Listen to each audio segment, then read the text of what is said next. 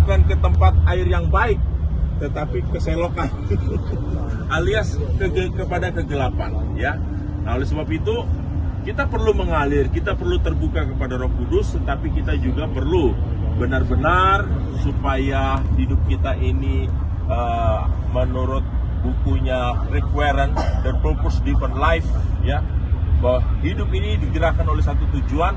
Kita harus bisa mengatur waktu, ya, sehingga kalau Musa dia bisa mengatur sedemikian waktunya luar biasa, maka kita juga perlu mengatur waktu, ya, waktu yang diberikan oleh Tuhan. Nah, saya mau katakan kepada Bapak Ibu sudah dikasih Tuhan, kalau Bapak Ibu ada di sini, ya, itu bukan kebetulan, tapi ini waktu Tuhan buat Bapak Ibu, ya. Memang ada yang bisa berkali-kali pergi ke Holy Land, tapi mungkin ada cuma yang sekali Tuhan berikan. Nah, memang di dalam kehidupan itu, di Alkitab, waktu itu dibagi 3. Yang pertama itu waktu Kronos.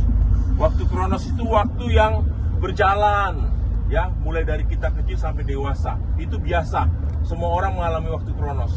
Yang kedua, waktu Aion. Aion itu waktu di mana ada momen tertentu spesial yang Tuhan berikan, tapi bisa terulang lagi.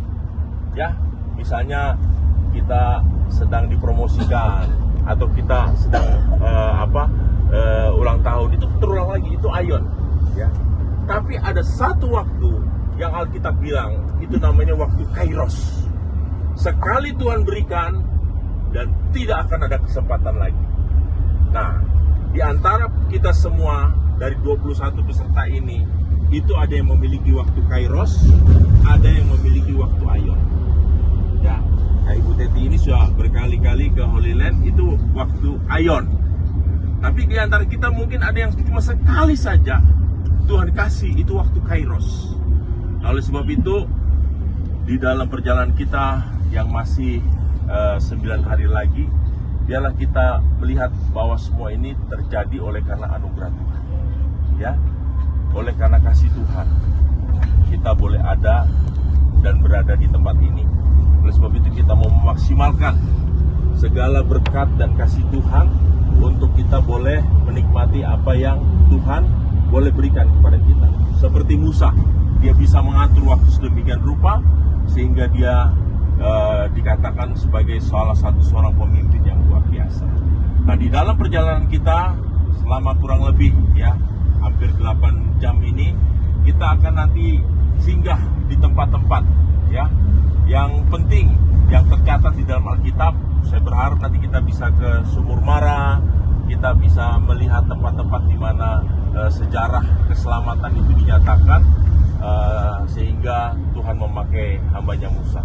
Dan satu hal, ya, kita ingat peristiwa yang sangat penting, bagaimana waktu orang bangsa Israel itu mereka terdesak, sehingga Tuhan dengan mujizatnya membelah, ya, Laut Teberau atau Laut Merah menjadi 2. Saya mau katakan kepada saudara, kenapa itu perlu Tuhan demonstrasikan kuasanya, ya, karena Tuhan ingin, ya, pengalaman selama 4 generasi atau 5 generasi orang Israel di Mesir itu dihapus, di-delete, ya, di-delete. Kalau Tuhan tidak lakukan perbuatan itu, terus-menerus itu akan diingat sampai mereka generasi selanjutnya.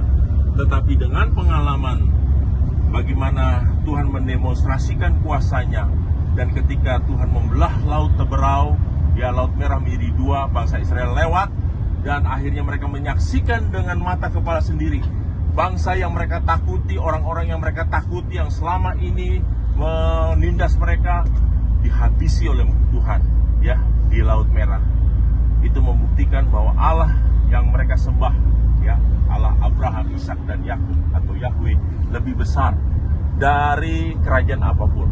Dan itu membuat cerita turun-temurun yang disebut dengan Talmud, ya, dengan Talmud itu diwarisi kepada anak cucu mereka, sehingga tidak ada lagi cerita-cerita kehebatan segala macam yang mereka lihat dari bangsa yang pernah ini mereka, tapi mereka hanya melihat ada Yahweh yang berbuat dahsyat di dalam kehidupan mereka.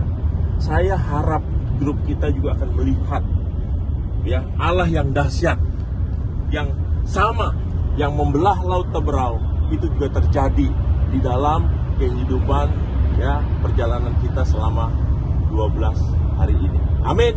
Amin. Ya, oleh sebab itu saudara terus terbuka, terkoneksi sama Tuhan.